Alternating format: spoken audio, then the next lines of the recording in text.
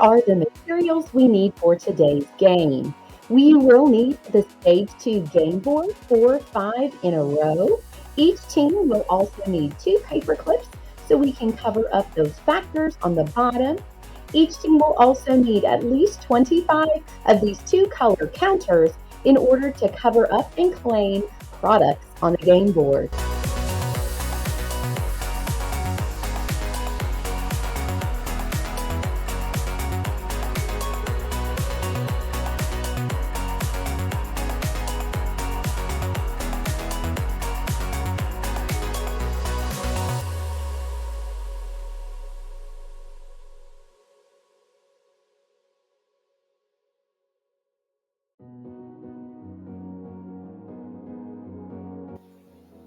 You will be playing today's game with a partner. For the first move on the game board, let's say that's the red player, they are actually going to take the paper clips and they are going to move both paper clips.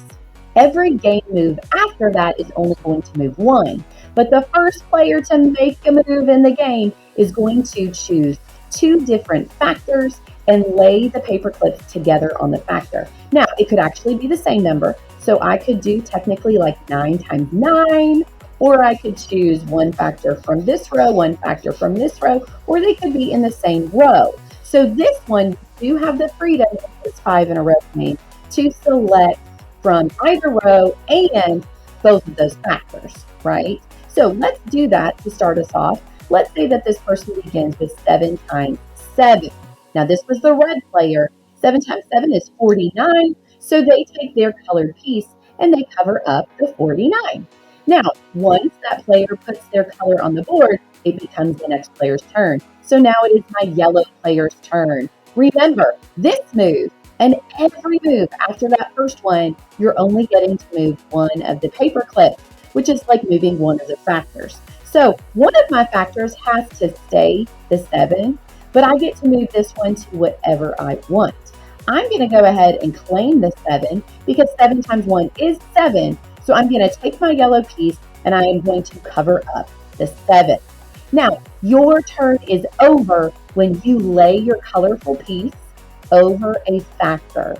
If I multiply something together and there is not the product listed, or when they lay it over their product, if that product is no longer available, maybe it was already claimed, then I go ahead and move my paper clip and I try again. My turn is not over until I take my colorful piece and I do get to claim a product on the game board. Now we go back and forth, moving one of my paper clips, which is giving me one new factor and covering up that product on the game board.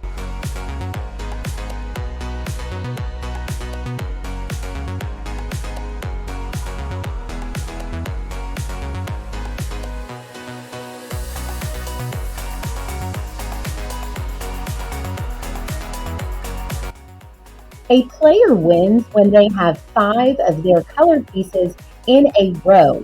So if this were mid-game, it would be a race for the 8.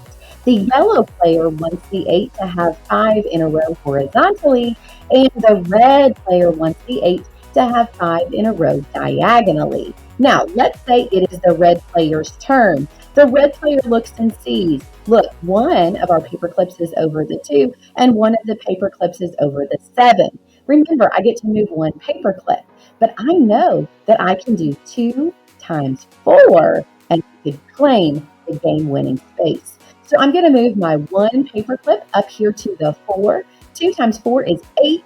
So I take my piece, I snag the 8, and look, the red player wins because they have 5 in a row. Your 5 in a row can be diagonal, they can be horizontal, but they can also be vertical. Get 5 of your color pieces in a row and you win.